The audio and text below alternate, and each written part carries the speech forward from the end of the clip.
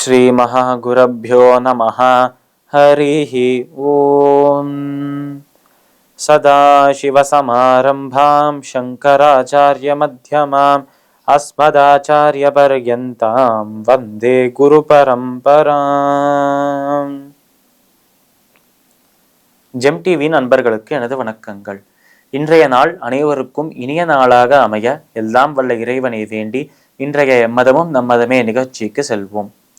இன்னைக்கு நம்ம பகவத்கீதையிலிருந்து ஒரு ஸ்லோகத்தை விரிவான விளக்கத்துடன் பார்ப்போம். பிரலபன் விஸ்ருஜன் கிருண்ணன் உன்மிஷன் நிமிஷன்னபே இந்திரியார்த்தேஷு வர்த்தந்த இதி தாரயன். இந்த ஸ்லோகம் ஸ்ரீமத் பகவத்கீதையின் 5வது அத்தியாயமான கர்மசந்நியாச யோகத்தின் 9வது ஸ்லோகம். இந்த ஒரு ஸ்லோகமானது போன ஸ்லோகத்தின் ஒரு தொடர்ச்சியாக தான் இருக்கு.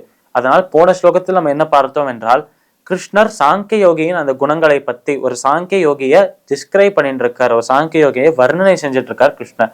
அப்படி சொல்லும் போது முதல் விஷயமாக அவர் சொன்னதே, ஒரு சாங்கிய யோகியானவர், ஒரு ஞான யோகியானவர், ஒரு சாங்கியத்தை கடைபிடிக்கிறவர்கள் அவா தான் செய்யும் எந்த ஒரு செயல்லையும் அந்த அகங்காரம் இல்லாமல், நான் தான் கர்த்தா என்கிற அந்த கர்த்தா பாவம் இல்லாமல் செய்வார்கள் என்று பார்த்தோம். இப்படி இருக்கும் அந்த சாங்கிய யோகிகள், அவளுக்கு முக்கியமான லட்சணமே அந்த அகங்காரம் இல்லாமல் இருக்கும் அந்த தன்மைதான். அப்படி இருக்க சாங்கிய யோகிகள் எந்தெந்த செயலெல்லாம் செய்யாமல், எந்தெந்த செயலெல்லாம் தான் செஞ்சும் அந்த ஒரு அகங்காரம் இல்லாமல் இருப்பா என்பதற்கு ஒரு 13 உதாரணங்கள் கொடுத்திருக்கார் என்று பார்த்து வரோம். அப்படி சொல்லும் போது, கண்களால் பார்ப்பது, காதால கேட்பது, வாயால சாப்பிடுவது, இந்த கைகளால தொடுவது, கால்களால் நடப்பது, தூங்குவது, உறங்குவது, அப்புறம் சாப்பிடுவது, சுவாசிப்பது, மூச்சு விடுறது என்று பல விஷயங்களை போன ஸ்லோகத்தில் பார்த்தோம். இப்ப அதன் தொடர்ச்சியாக இந்த ஸ்லோகத்தில் 5 செயல்களை சொல்றார் நம்ம கிருஷ்ணர். அந்த செயல்களை சொல்லிட்டு அதுக்கப்புறம் அவர் என்ன சொல்றார் என்பதையும் இப்ப பார்ப்போம். கிருஷ்ணர் இந்த ஸ்லோகத்தை எப்படி ஆரம்பிக்கிறார் என்றால், பிரலபன் விசர்ஜன் கிருண்ணன் உன்மிஷன் நிமிஷன் நபி. பிரலபன் விசர்ஜன், பிரலபன் என்று சொன்னாலே பேசுவது என்று அர்த்தம். அதனால் ஒரு 9வது செயலாக பேசுவது வந்திருத்தல். பிரலபன் விசர்ஜன், விசர்ஜன் என்றாலே மலஜலங்களை கழிப்பது, எக்ஸ்கிரீஷன் என்று சொல்றாலும் அந்த எக்ஸ்கிரீஷன், அந்த மலஜலங்களை கழிப்பதுதான் விசர்ஜன். பிரலபன் விசர்ஜன் கிருண்ணன், கிருண்ணன் என்று சொன்னாலே ஏதாவது பற்றி கொள்வது, கைகளால ஏதோ ஒரு விஷயத்தை எடுத்து கையில வச்சு கொண்டோம் என்றால் அதை பற்றி கொண்டிருக்கிறார் என்று சொல்லுவோம். ஆனால் கையில ஏதாவது ஒரு விஷயத்தை தூக்கி அதை கையில வச்சிருக்கிறது, அது பற்றி கொள்வது என்று சொல்றார் நம்ம கிருஷ்ணன். கிருண்ணன் உன்மிஷன் நிமிஷன் நபி, கண்களை மூடினாலும் சரி, கண்களை திறந்தாலும் சரி என்று சொல்றார். கண்களை மூடுவது ஒரு செயலாக மாறித்து, கண்களை திறப்பது இன்னொரு செயலாக மாறித்து. அதனால் இந்த ஸ்லோகத்தில் 5 செயல்களை சொல்றார். பேசுவது, மலஜலங்களை கழிப்பது, கண்களை மூடுவது, கண்களை திறப்பது, அதுக்கப்புறம் கைகளில் பற்றி கொள்வது ஒரு விஷயத்தை என்று 5 செயல்களை சொல்றார் நம்மளோட கிருஷ்ணன்.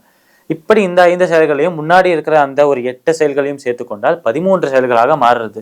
இதை மட்டும் தான் நம்ம ஏற்கனவே பார்த்திருக்கோம். இதை மட்டும் தான் சாங்கியர்கள் நான் கர்த்தா அல்ல என்று ஒத்துக்கொள்வாளா, ஏன் மற்ற செயல்களெல்லாம் ஒத்துக்க மாட்டாளா என்றால், ஒரு உதாரணத்திற்காக தான் கொடுத்திருக்காரு தவிர இதற்கப்புறம் ஒரு எக்ஸெட்ரா என்று போட்டுக்கொண்டு இதற்கப்புறம் எந்த செயலை செய்தாலும் அவ அதுல அந்த ஒரு அகங்காரம், மமக்காரம், பற்று, ஆசை இல்லாமல் தான் செய்வார்கள் என்று சொல்றார் நம்மளோட கிருஷ்ணன்.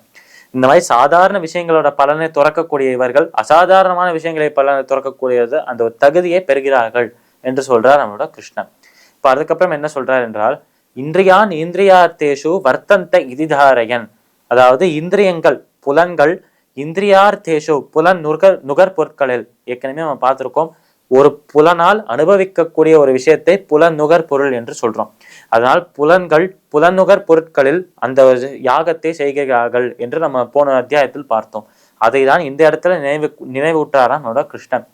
புலன்கள் அந்த புலனுகர் பொருட்களை அனுபவிக்கிறார்களே தவிர எனக்கும் அந்த புலன்களுக்கும் சம்பந்தம் இல்லை. ஏனென்றால் புலன்கள் அந்த தேகத்தின் ஒரு பார்ட்டாக, ஒரு பகுதியாக தான் இருக்கு.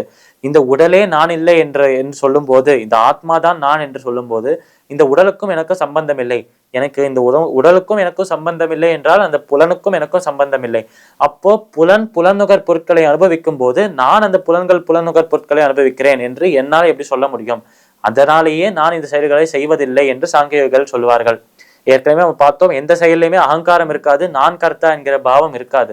அதனால் அந்த ஒரு விஷயம் எங்கேருந்து வர்றது என்கிற அந்த ஆரிஜினை இந்த இடத்துல கிருஷ்ணன் சொல்றாராம். அதாவது புலன்கள், இப்போ கண்ணு என்று சொன்னாலே கண் ஒரு புலன், அது பார்ப்பது தான், அந்த பார்க்கும் விஷயங்கள் தான் புலனுகர் பொருட்கள். கண்ணு தானே பார்க்கிறது, நான் பார்க்கலையே, இங்க நான் என்பது ஆத்மா தானே, ஆத்மாவுக்கும் கண்ணுக்கும் சம்பந்தம் இல்லை, அதனால் இந்த செயலை நான் செய்வதில்லை என்று ஒவ்வொரு செயலுக்கும் சொல்வாராம் சாங்கிய.